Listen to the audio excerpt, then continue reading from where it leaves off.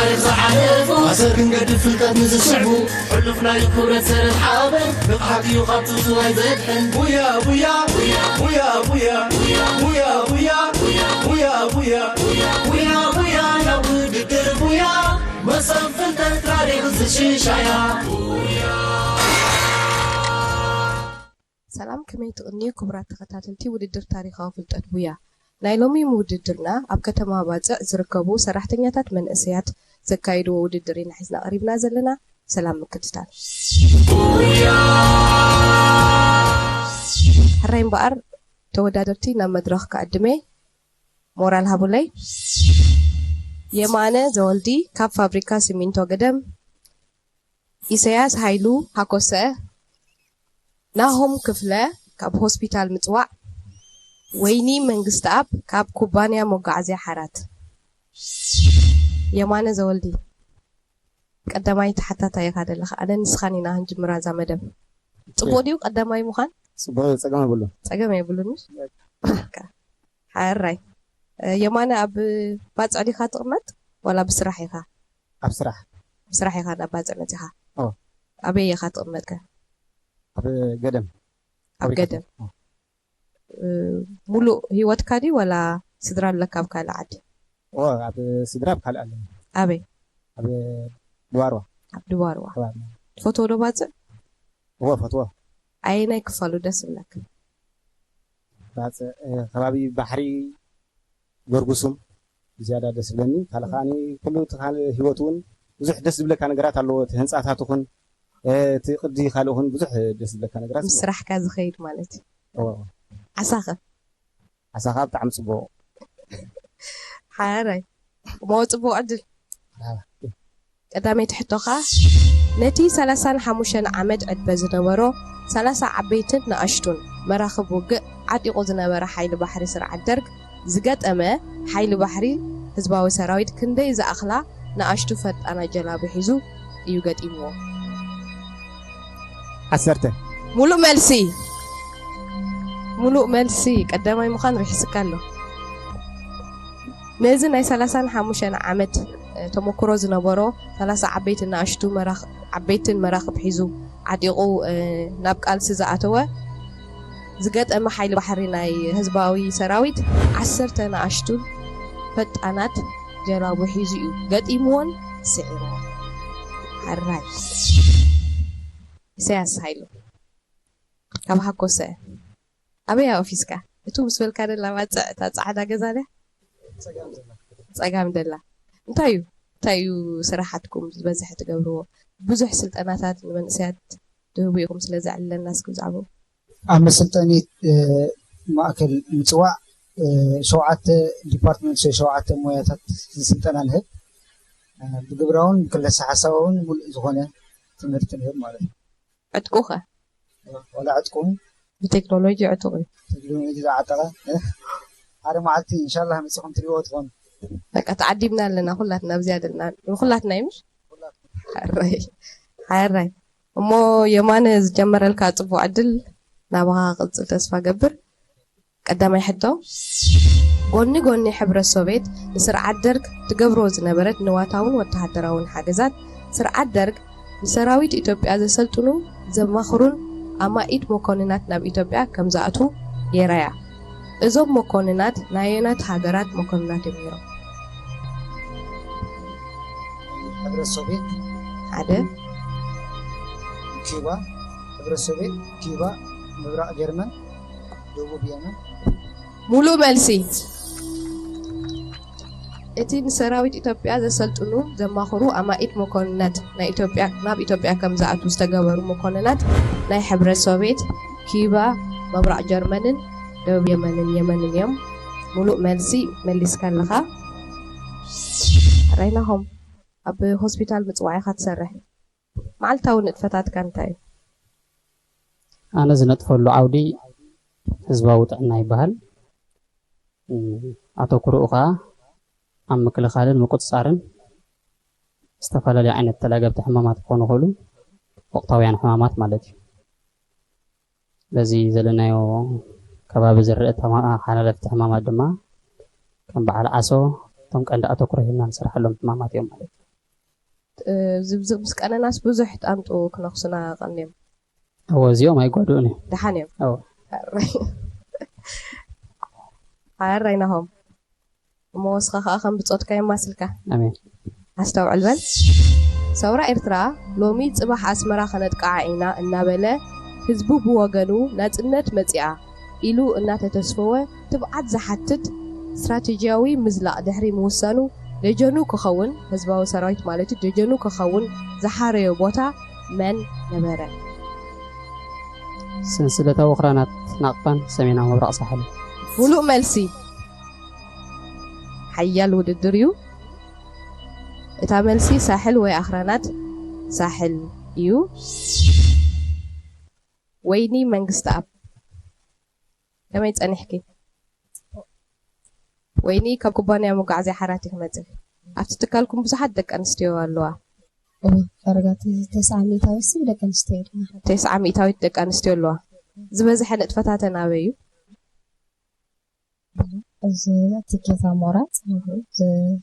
ናይ ኦፊስ ስራሕ ከምኡ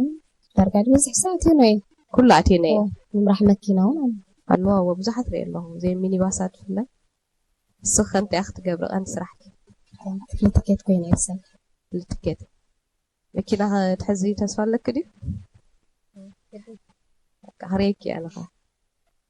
ሓራይ ሞ ናብ ቀዳመይቲ ሕቶኺ ኣብ መስርሕ ልሙድ ኩናት ተጋጠምቲ ሓይልታት ካብ ዝሓልፎ 3 መድረኻት ዝሓየለ ወገን ኣበይ ናይ መድረኽ ይህሉ እቲ ዝደኸመ ወገን ከ ኣበይ ናይ መድረኽ ይህሉ ዝሓየለ መድረኽ ኣብ ወገን ናይ ምክታዕ ክኸውን ከሎ እቲ ዝደኸመ ድማ ወሃብ ደገፍ እንታይ መድረኽ ክኸውን ማለት እዩ ወሃብ ደገፍ ከምዚ ናይ ዕጥቅም ስንቅል ክልተ ተጋጠምቲ ሓይልታት ኢልና እቲ ዝሓየለ ኣብ መጥቃዕቲ ኢልኪ እቲ ኣንጻር ዝደኸመ ኣብ ምክልኻል ሙሉእ መልሲ እታ ሳልሰይቲ መድረኽ እንታይ እያ ሳልሰይቲ መድረኽ ከንታይ እያ ጃላነት ሙሉእ መልሲ ተወሳኺ ነጥብላታ ሓራይ ኣብቲ መስርሕ ልሙድ ኩናት እተን 3 መድረኻት መድረኽ መጥቃዕቲ መድረኽ ምክልኻል መድረኽ ጃላነት እየን እቲ ዝሓየለ ኣብ ምጥቃዕ ክህሉ ከሎ እቲ ዝደኸመ ከዓ ኣብ ምክልኻል ይህሉ ማለት እዩ ሙሉእ መልሲ ናብ ካልኣይ ሕቶና ኣቢልና ኣለና ኩለን ናይ ቀዳማይ ሕቶ መሊስኩም መን ኢኹም የማነ ካልኣይ ሕቶ ተዳሊኻ ኣለኻ ዶ ስርዓት ደርግ ኣብ 7ይ ወራር ክንደይ ዝኣክል ሰብኣዊ ክሳራ ኣጋጢምዎ ሓንቲ ዕድል ያደናትካ ዝተውዒልካ መልስ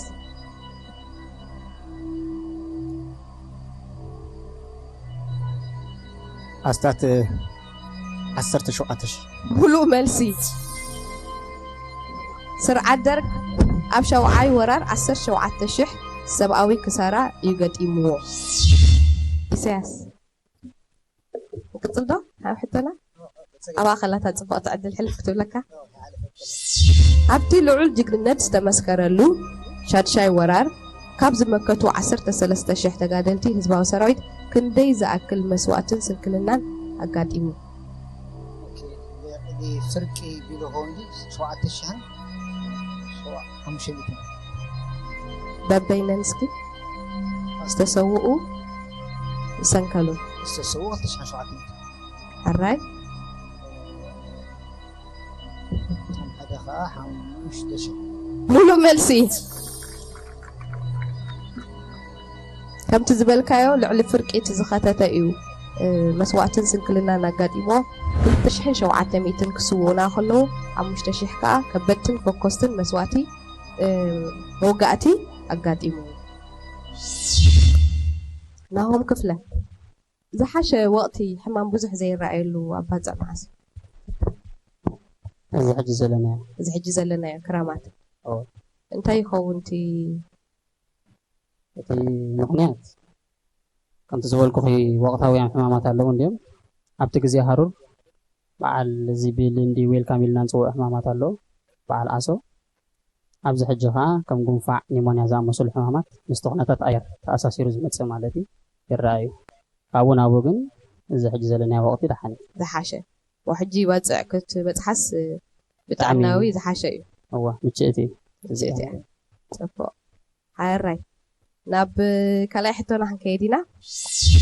أبصر رحيت نادو إز شحن جعتنا 188 مالتيو قبل على سرعة درج زوارد السبعوي كسارة زرزر سبعوي كسارة قلنا استاف إسران كفتن شح سراويت مدن سيسو توساقي أمر براب صلاحي نجمبار وجمبار كرن زخفة متقعتي أفعبتنا من بس جبره توساق متقعت لما توساقي إسران شح سراويت مدن سيسو مالك وسخ اللاسكي سبعو كسارة عندنا لنا إسران كفتن شح ساكن سراويت مدن سيسو له ኣብቲ ዝቕፅል መጥቃዕቲ ድማ ነቢ ግንባር ከረን ዝኸፈቱ ድማ ተወሳኽቲ 20 ሽሕ ሰራዊት ከሲሩ ጠቕላላ 44 ሽሕ ኾነ ክልተ ነጥቢኻ ረኺብካ ከምቲ ዝበልካ 22 ሽሕ ዝኾኑ ምሩኻት ወተሃደራት ነይሮም እዮም እንተኾነ ሽዑ ንመጀመርያ ግዜ ኣብ ሰውራ ኤርትራ ዘጋጠመ እንታይ እዩ ክዘክር ሰብኣዊ ክሳራ ስለ ዝበልክኒ እምበር ኣብቲ እዋነቲ ዝተሰልበ ፀዋር ነይሩ ቅድሚ ሕጂ ህዝባዊ ግንባር መሪኾም ዘይፈልጥ ምስ ሰብ ጥራይ ዝተሓሓዝ ምስ ሰብ ሰለስተ ሶቪየታውያን ኣማኸርቲ ድማ ተታሒዞም እዚኣ ነይራታ ተወሳኺት ሰዓትካ ስለ ዝኣኸለት ግን ክልተ ነጥቢ ረኺብካ ኣለኻ ኣብ ስርሒት ናደው እዝ 1988 ኣብ ልዕሊ ስርዓት ደርጊ ዝወረደ ሰብኣዊ ክሳራ ወተሃደራቱ 22,000 ከሲሩ ምስ ወተሃደራቱ ከማኸሩ ኢሎም ዓዲቖም ዝነበሩ ከዓ ሰለስተ ሶቪየታውያን ወተሃደራዊ ኣማኸርቲ ከዓ ተማሪኾም እዚ እውን ዓብ ክሳራ እዩ ኣራይ ወይኒ ቅድሚ ናብ ካልኣይ ሕቶኹም ኻድና ኣብዚ ባፅዕ ዲኻ ትቕመጢ ተወሊድካ ዓብዪ ክብዚ እሞ ተዘክሮ እንታይ ኣለኪ ወይ ዛዕልሉኺ ብዛዕባ ናይ ባፅዕ ታሪክ ብፍላይ ምስ ብረታዊ ቃልሲ ዝተሓሓዝ እዚ ሕጂ ንኣብነት እዚኣ ቅብፀት እዚኣ ህልቂት ናይ ኣብዘናይ ሚሽን ብሎኮስ ተኻይደ ኣብ ኤምቤረሚ ብፍላይ ኤምቤረሚ ሕርጊጎ ከምኡ ድማ ኣብቲ ግዜ ምሕራር ተስዓ ማለት እዩ ሽዑ ዘሕለፉ ነገራት ረኸለኻ ሲታሲ መን እዩ ዝዓልለክ ጎረባብቲ ኣብኡ ዝነበራ ደ ብውዕሎ ዝወዓሉ ማለት እዩ ክነግሩኻ ከለዉ ትዝክር እዮ ዛንታ ኣለክ ዶ የብልክን ኣራይ ናብ ካልኣይ ሕቶና ክንከይድ ኢና ኣብ ምብራቃዊ ግንባር ዓሪዱ ዝነበረ ሰራዊት ደርግ ነቲ ዝፅበዮ ዝነበረ ስርሒት ፈንቅል እንታይ ዓይነት ወተሃደራዊ ምድላባት ገይሩሉ ነይሩ ከም ብመስል ብራናብነት ኮር 666 ዝበሃል ዓሪድዎ ነይሩ ሙሉእ ክሳብ ናይ መንገዲ ናይ ባፅዕ ደርጊ በዚ እምባትካላ ጊንዳዕ ንባፅዕ ዝዓፁ ማለት እዩ በዚ ናይ መንገዲ ናይ ኤምቤረሚ ሽማት እሱ ከዓ ብሙሉእ ዓፂዎ ነይሩ ተወሳኺ ኻኒ ካብ ኣዲስ ኣበባ ብፍሉይ ድሰልጠኑ ካብ ኣዲስ ኣበባ ናብ ዝምፅኡ ከዓ ይዕርፍዎ ነይሩ ኣብ ዝጎላጉል ናይ ሰምሃ ሰሊና ማለት እዩ ካብኡ ገይርዎ ነይሩ ብወገን ናይ ደቡባዊ ካኒ ከምኡ ናብ ናይ ባሕሪ ከዓ ግዜኺ ኣኺላላ ካብዚአን ናብዚኣ ተጠቒሰን ዘለዋ ነጥብታት ኣይረኸብክን ኣብ ምብራቃዊ ግንባር ዓሪዱ ዝነበረ ሰራዊት ደርግ ነቲ ዝፅበዮ ዝነበረ ስርሒት ፈንቅል እንታይ ዓይነት ወተሃደራዊ ምድላዋት ገይሩ ነይሩ እዩ ኣብ ውሽጢ መስመራቱ ዝነበረ ዕርድታት ብፀረ ሰብን ፀረ ታንክን ነታውክን ሓፂርዎ ነይሩ ብታንክታት ረሻሻት መዳፍዕን ፀረ ታንክ ሚሳይልን ሰራዊት ደሪዑ ነይሩ ዝተፋሕረ ካናለታትን ኣብ ልዕሊ መሬት ዝተነጥቁ መናድቕ ኣዳልዩ ከዓ ከም ዕርዲ ተጠቂሙሉ ማለት እዩ ኣራይ ናብ ሳልሳይ ሕቶና ኢና የማነ ስራሕካ እንታይ እዩ ኣብቲ ፋብሪካ ሲሚንቶ ኣብኡ ከም ኤሌክትሪሻን ኮይነ ዝሰርሕ ከም ኤሌክትሪሻን ትዝክሮ ዘጋጠመካ ኣሎ ዶ ዋ ብዙሕ ነገር ኣይኮነን ኣብ ስራሕ ዝኾነ ነገር ኣጋጥም እንዲሁ ኣዝዩ ዝተጋነነ ዝኾነ ነገር ግን ኣጋጥም ይፍልጥ ኣይፈልጥን ምስ ታሪክ ዘለካ ብምንታይ ተሓሓዝ ኤሌክትሪሻን ኢኻ ኣብዚ ውድድር ታሪካዊ ፍልጠትካ ኣለኻ ኣብ ታሪክ ፍሉይ ዝምባለ ስለ ዘለካ ድዩ እሱ ከም ኩሉ ሰብ እንዲሁ እቲ ናይ ምንባብ ግን ካብ ቅድም ሕዚ ኣነ ምንባብ ይፈትይ ዝኾነ ናይ ታሪክ ወይ ናይ ገለስ ድምስጠካ ታሪክ ኣሎ እንዲሁ ነዚታት ሕጂ ከይተሓልፈን ኢኻ ብዙሕ ነገራት ኢኻ ትብል ካብኡ ማለት እዩ ድምስጠካ ታሪክ ንዓኻ ወሓፈሻዊ እቲ መፅሓፍቲ ዓበይቲ መፅሓፍቲ ሕጂ እዞም ደረስትና ብዙሕ መፅሓፍቲ ዘፍረዩ ኣለዉ ብዙሕ ኣብቲ ውሽጢ ኣቲኻ ክትብል ከለኻ ከዓኒ ኣዝዩ ኣገራሚ ዝኾነ ኣደንፃዊ ዝኾነ ታሪካት ኣሎ እዚ ሕጂ ብጣዕሚ ንዓኻ ይሕዘካ እዩ ብፍሉይ ዘገረመካ ኣሎ ዶ ኩሉ ሓደ ዓይነት እዩ ተመሳሳሊ እዩ ምክንያቱስ ካብቲ ሓደ ፀኒሕካ ናብቲ ሓደ ክትሰግር ከለካ ኣዝዩ ዝድንቕ ነገራት ኢኻ ትረኽበሉ መፅሓፍቲ ዘንበብካየን ካብተን ዘንበብካየን ካብተን ታሪካውያን ኮማንዶ 18 ደቂቕ ቅድም ኣንቢያ ነይረ ዮርዳኖስ ትብል መፅሓፍ እውን ኣንቢበ ነይረ ሕጂ ኣይዝክሮን ብዙሕ መፅሓፍቲ እዚ ማለት እቲ ግዜ ስለ ዘበለ ኣለኹም ሓቂኻ ኢኻ ነዚኦም መፅሓፍቲ ተንቢብካሲ ክድነቕ ነንሕድሕዱ ከዓ ክመሳሰል ማለት እዩ ሃራይ ናብ ሳልሳይ ሕቶና ኢና ክንከይድ ካብቲ ዘንበብካዮ ክፋል ክኸውን ተስፋ ገብር ብመሰረት ውጥን ስርሒት ፈንቅል ቀዳማይን ካልኣይን ኣንፈት መጥቃዕቲ ነቲ ብፀጋም ሸነኽ ዝካየድ ዝነበረ ዓብይ ግጥም ሳልሳይ ኣንፈት መጥቃዕቲ ማለት እዩ ዋሕሱ እዩ ነይሩ ብፀጋማይ ኣንፈት መጥቃዕቲ ምዕባለታት ናይ የማን ኣንፈት መጥቃዕቲ እናተኸታተለ ክስዕብ ዝተወሰነሉ ምክንያት ጥቀስ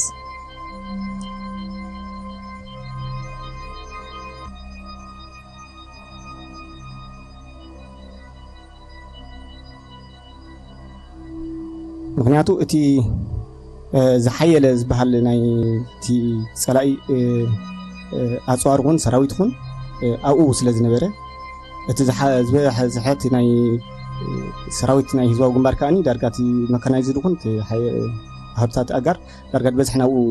ዘበለ እዩ ተነኺፍካ ያለኻ ኒኻ ቁርብ ቀፅል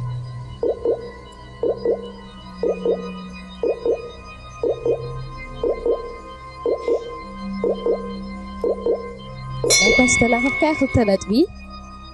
ብመሰረት ውጥን ስርሒት ፈንቅል ቀዳማይን ካልኣይን ኣንፈት ብየማን ዝነበረ ኣንፈታት ማለት እዩ ነቲ ብሸነኽ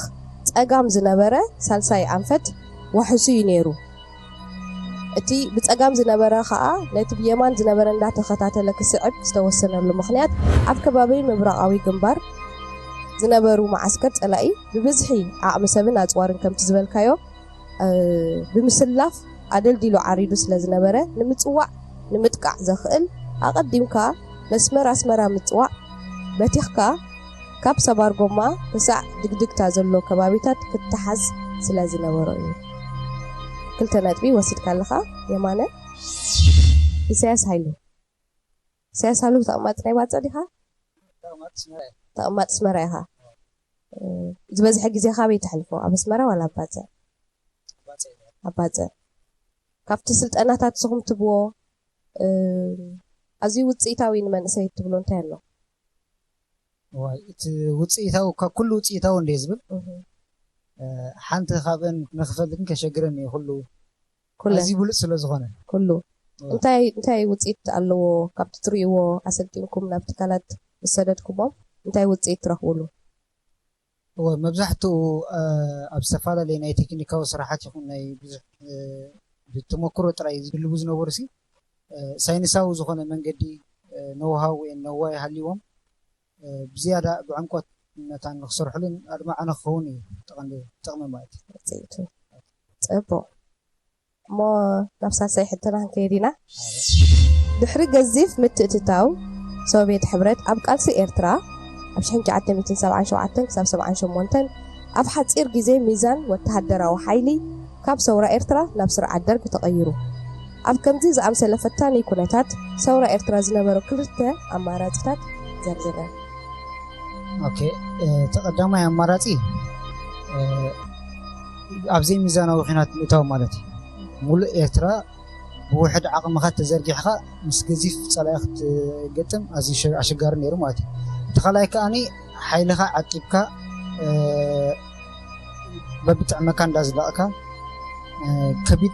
ساران سلا إن داورتك نفتنا يمود أتهم كلا خلي عردها سحل من لاس مالتي أنت كمريض هو إذا تخلك أفتقوها من عرض من لاس مالتي مولو ملسي تخلي سنتين دانيرا نخل لنجن مليس كاين لها الرأي كافت زنبرك كلت أمارات إتات كم تزبل كايو نتحرى زوج أمريت نمكل خال نتي مس عقمي تلا إزاي متأتن عقمو أمونو إرترا زرجحو أب زي ميزانوي كينات متاو هذا مرج أنيرو تخلي مرجها حيلو عقيبو أتبيبو كلا خللو نبز خل صنع بوتا بمزلا متألاقي أبستنا وحن نايز بربراب كينات أميدو بمحز مدخامون مسعروني نيرو تستوس ده مرجها تخلي أي مرج أخوينو استراتيجياوي مزلا أكايدو مالتي نهم ترفي جزيل لك هذا كاب صراحة تعرف هلو والله زبازح جزين تاي تكبر زحتو جزي أو جزا يزوي أنت تكبر أو جزا أو جزا لا من باب طعمي يزفط طعمي اللي بولد يكون تاريخ أو مصحفتي طعمي زمستني برجع مجنان داخل مسلم برزين بوقع مصحف يلان ولا كي هو فتشكاي عراي الحين فتش عراي كاب زنبب كاين ناي تاريخ مصحفتات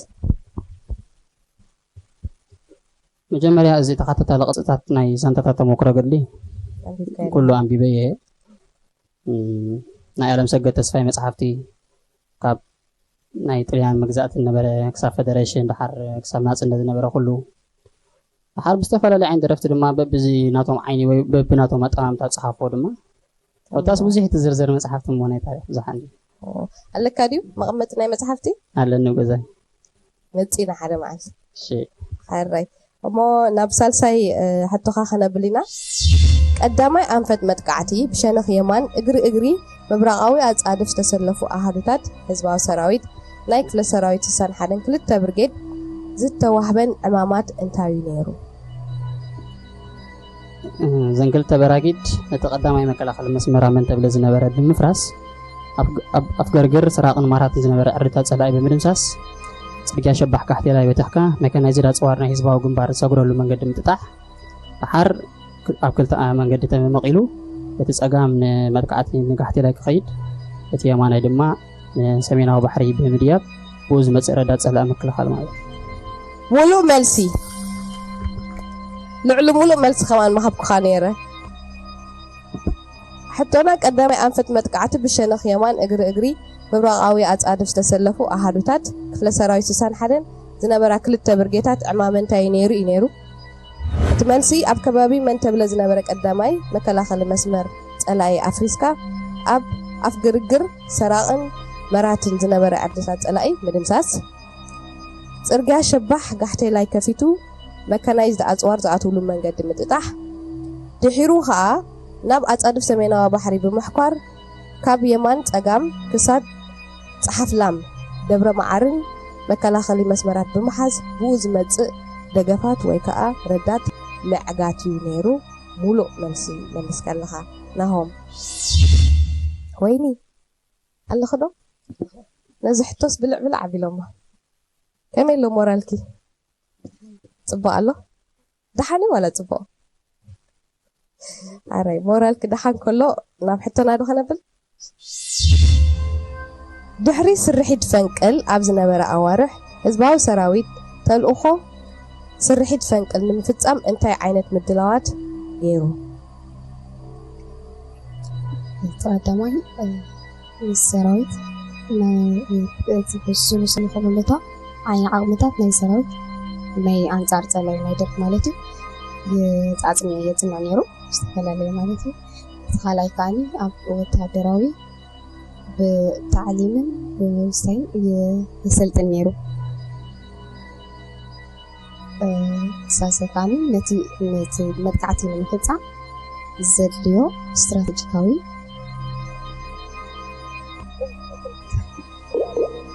استراتيجي يعمل صناعي 5 ማር ነይሩ ማለት እዩ ብፉሊካ ንደገ 3 ነጥቢ ረኺብክለኺ ቅድሚ ስርሒት ፈንቅል ኣብ ዝነበረ ኣዋርሕ ህዝባዊ ሰራዊት ተልእኾ ስርሒት ፈንቅል ንምፍጻም እንታይ ዓይነት ምድላዋት ገይሩ? ተቐዳሚት ዝበልከ ህዝባዊ ሰራዊት ምስ ቅርፂ መሬት ምዕራባዊ ግንባር ኣብ ዝመሳሰል ቦታ ጽኑዕ ወተሃደራዊ ልምምዳት የካይድ ነይሩ። ካልአይቲ እውን መሊስኪያኺ ባህዱታት ስለያ ኣጥቃዒ ሰራዊት ናብቲ ግንባር ምስኣተው ኣብ ሓፂር መዓልታት ዝሰልኮሉ ቦታታትን ዘጥቃዓሉ ዕርድታትን ብንጹር ከም ዝፈልጥ ተገብረ። ሳልሳይ ኣብ ምፍራስ ቀዳማይ መከላኸሊ መስመር ጸላኢ ክሳዕ እቲ ናይ መወዳእታ ሸቶ ዘርኢ ናይቲ መጥቃዕቲ ካርታ ንሓለፍቲ ተዋህበ። ራብዓይ ከዓ መቓን ግዜ ብምግላጽ ኣቐዲሙ ኣብ ዝተዳለወ ቅዲ ሕፃእ እውን ከም ዝዕዘብዎ ተገብረ። ሰለስተ ሕቶታት ሓቲትና ናብ ራብዓይ ሕቶ ኢና ንኸይድ ዘለና። የማነ እዚ ሕቶታት ከመይ ይጸንሑ? ውድድር ከመይ ኣሎ? ጽቡቕ ኣሎ። ከም ትፅቢትካ ከም ምድላዋትካ ደሎ ካብዚኦም ናይ ብፆትካ ዝመለስካዮ ሕቶ ኣሎ ዶ? ገሊስ ኣሎ ብኸንዓኻ ዶ በፂሕካ? ነናትካ ዕድል ሓይራይ ራብዓይ ናይ መወዳእታ ሕቶ እዩ። ኣብ ስርሒት ፈንቅል ምስ ገዚፍ ዓቕሚ ሓይሊ ባሕሪ ኢትዮጵያ ዝገጠመ ውልዶ ሓይሊ ባሕሪ ህዝባዊ ሰራዊት ኣብቲ ኩናት ካብ ዝገበሮ ኣገደስቲ ተራታት ክልተ ጥቀስ። ሓደ ተዋጋኢ ኣጋር ሰራዊት ብባሕሪ ሓሊፉ ንጥዋለት ከም ዝነክስ ገይሩ ነቲ ኩናት ከም ዝቀላጥፍ ገይርዎ። ካልኣይ ከዓኒ ዓበይቲ መራክብ ናይ ኢትዮጵያ ንኸይፅጋዕ ዝኾነ ደገፍ ንኸይህባ ከዓኒ ምክልኻል ገብር ነይሩ፣ የጥቅዕ ነይሩ። ካልእ ተልዩን ቀጥል። ካልእ እውን ዝኾነ ነገር ካብ ርሑቕ ዝኾነ ስንቅን ናይ ዝኾነ ነገር ድጋፋት እውን ገብራ ነይረን። እዘን ክልተ ከምዚኣ ጌርካ ሒዝካዮ ፀኒሕካ ሙሉእ መልሲ። ኣብ ስርሒት ፈንቅል ምስ ገዚፍ ዓቕሚ ሓይሊ ባሕሪ ኢትዮጵያ ዝገጠመ ውልዶ ባሕሪ ሓይሊ ባሕሪ ህዝባዊ ሰራዊት ኣብቲ ኩናት ዝነበሮ ኣገዳስነት መራኽብ ኩናት ኢትዮጵያ ነቲ ኣብ መሬት ዝካየድ ዝነበረ ኩናት ረዳት ወይ ደገፍ ከም ዘይህባ ምግባር። እዚኣ ኢልካያ ኢኻ ንመራኽብ ካብ ዓሰብ ንምጥቃዕ ክመፅእ ዝኽእል ረዳት ኣብ ምክትታሉ ድሕሪ ናቫል ቤዝ ምትሓዙ ካብ ናቫል ቤዝ እናተበገሰ ነተን ናብ ደሴት ዳህላክ ዝሃደማ መራኽብ ኢትዮጵያ ተመሊሰን ክዓጥቃ ከይፍትና ወይ ከጥቃዓ ከይፍትና ምክትታሊ ነይሩ። ታራብዒት ዝበልካያ ከዓ ኣብ ምጉዕዓዝ ሰራዊት እውን ኣገዳሲ ተራ ነይሩ ወይ ከምቲ ዝበልካዮ ብድሕሪት ምስጋር ምሳእነዋ ብድሕሪት ናይ ህዝባዊ ሰራዊት ወተሃደራት ብድሕሪት ናብ መሬት አንክሶም ከም ዘጥቅዑ ንኽገብሩ እተን ፈጠና ጀላዊኤን ዓብይ ተራ ተፃዊተን። ኢሳያስ ሓይሉ ከመይ ኣሎ ውድድር? ራብዓይን መወዳእታ ሕቶኻ ክሓትት ክንቅፅል ዶ ዋላ ኣኽልናዮ? ቅፅል እምበር ንቅፅል ድልው ኣለኻ? ከምቲ ዝተዳለኻዮ ዶ ፀኒሑ እዚ ሕቶታት? ከምቲ ዝተዳለኽዎ ፀኒሑ በዳህዲ ዋላ ደሓኒ? ደሓኒ እኹል ምድላዋት ጌርካ ነርካ ማለት እዩ። ሓራይ ራብዓይ ሕቶ ካብ 8 ለካቲት ኣትሒዙ ኣብ ዝተኻየደ ውግእ ምሕራር ከተማ ባፅዕ እቲ ውልዶ ሓይሊ ባሕሪ ህዝባዊ ሰራዊት ካበይ እናተበገሰ እዩ ኣብ ወደብ ምፅዋዕን ከባቢኣን ዝነበራ መራኽብ ሓይሊ ባሕሪ ኢትዮጵያ ዘጥቅዕ ነይሩ? ማርሳ ኢብራሂም። ሙሉእ መልሲ ሓቅኻ እንዲኻ ዳ ፅቡቕ ኣለኹ ስብል ካብ ማርሳ ኢብራሂም እናተበገሰ ኣብ ወደብ ምፅዋዕን ከባቢኣን ዝነበራ መራኽብ ሓይሊ ባሕሪ ኢትዮጵያ የጥቅዕ ነይሩ። ናሆም ክፍለ ካብዚ መወዳድርትኻ ዘፍራሕካ መን ኣሎ? ተድንቆ ጥራይኻ? ካልኣይ መድረኽ እንተሓለፍካ ኸ ቁሩብ እንተሓሊፈ እውን ነዚ ሕቶኺ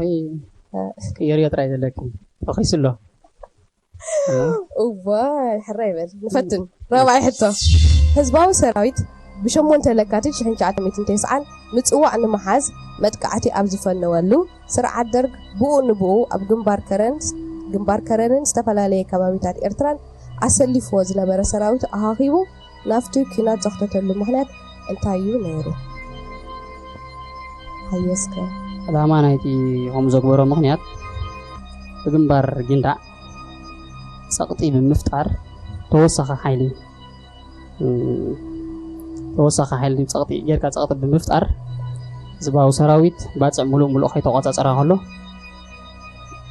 ጋሕቲ ላይ ተቆፃፂርካ ንዓዲ ዕለ ተመሊስካ ገና ኣጎላጉል ሰምሃር ከሎ ምውሓጡ እዩ ነይሩ እዚ ድማ ተወሳኺ ሓይሊ ካብ ግንባር ከረን ስሒቡ ማለት እዩ ናብ ኩናት ናብ ፈንቅል እየ እትዎም ነቶም ሰራዊት ስለዚ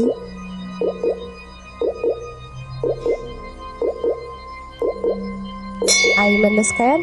ህዝባዊ ሰራዊት ብ8 ለካቲት 1990 ምጽዋዕ ንምሓዝ መጥቃዕቲ ኣብ ዝተፈነወሉ ስርዓት ደርግ ብኡ ኣብ ግንባር ከረንን ዝተፈላለየ ከባቢታት ኤርትራን ኣሰሊፍዎ ዝነበረ ሰራዊቱ ኣኻኺቡ ናብቲ ኩናት ዘኽተተሉ ምክንያት እንታይ ነይሩ ነይራ ታመልሲ ከዓ ምትሓዝ ምጽዋዕ ማለት ነቲ ኣብ ኤርትራ ዝነበረ ኣስታት 150,000 ዝኸውን ካልኣይ ኣበይታዊ ሰራዊት ኣብ ከበባ ዘእቱ ስለ ዝነበረ ነዚ ንምክልኻል እዩ ኩሉ ዓቕሙ ኣኻኺቡ ነቲ ህዝባዊ ሰራዊት ተቐዳዲሙ ዝዓፀዎ መስመር ኣስመራ ባፅዕ ከፊቱ ኣብ ከበባ ንምድሓኑ እዩ ነይሩ ንቅፅል ወይኒ ራባይ ሕቶኺ ተዳሊኽልኽ ዶ ንስኻ ከምዚኦም ብፅወት ክፈትሕ ሄደ ክፀኒሕክ እዚ ውድድር ከምቲ ዝተዳለኽሉ ዶ ፀኒሑ ካብ ናይ ብፅወት ክዝመለስክ ሕቶታይ ኣሎ ወዝፍ بعلم መልሶም እዮም ኣራይ ሕዚ በል ራብዒት ሕቶኺ እያ ህዝባዊ ሰራዊት ነቲ ኣብ ዝተፈላለየ ከባቢታት ዘካይዶ ዝነበረ ንኣሽቱ መጥቃዕትታትን ተርጋኣትን ናብ ዝለዓለ ደረጅኡ ንምድያብ ኣብ ሓምለ 1985 ኣብ ባርንቱ መጥቃዕቲ ፈነወ እዚ መጥቃዕትን ምትሓዝ ባርንቱ ንስርዓት ደርግ ኣብ ፍጹም ለውጢ ዘእተወሉ ምክንያት እንታይ እዩ ነይሩ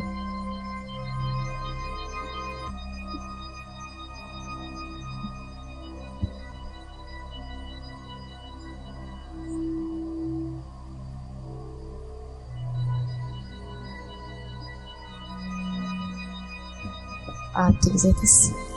ህዝባዊ ሰራዊት ዓዲ ድኹም ሓስቦ ስለ ዝነበረ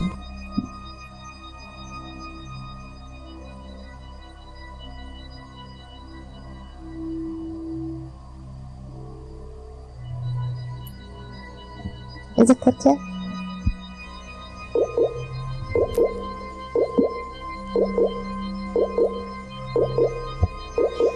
متحزنة يسوي ተመልሲ ባረንቱ ኣብቲ ብዙሓት ከተማታት ብሰውራ ኤርትራ ሓራ ዝኾነሉ መድረኽ 1977-78 ፀላኢ ተሪሩ ዝመከተላን ኣብ ኢድ ተጋደልቲ ዘይኣተወትን ከተማ ስለ ዝነበረት ከም ሕላገት ዓወቱ ወይ ፅንዓቱ ይወስዳ ምንባሩ እዩ ሓራይ እምበር ሒዝናዮም ቀሪብና ዝነበርና ሕቶታት በዚ ዛዚምና ኣለና ሓራይ እምበር ክቡራት ተኸታተልቲ እዚ ክትከታተልዎ ፀናሕኩም ውድድር ታሪኻዊ ፍልጠት ቦያ ኣብ መንጎ መንእሰያት ሰራሕተኛታት ኣብ ከተማ ባፅዕ ዝርከቡ እዩ ነይሩ እዚ ቀዳማይ መድረኽ ናይ ሎም መዓልቲ ውድድር ኣብዚ ዛዚምና ኣለና ብካልእ ውድድር ክሳብ ንራኸብ ሰላም ቀነ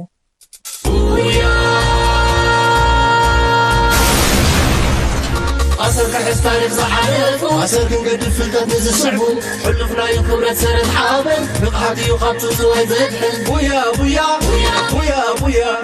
بويا بويا بويا بويا بويا بويا نود الدر بويا ما صفلت تاريخ الشيشة بويا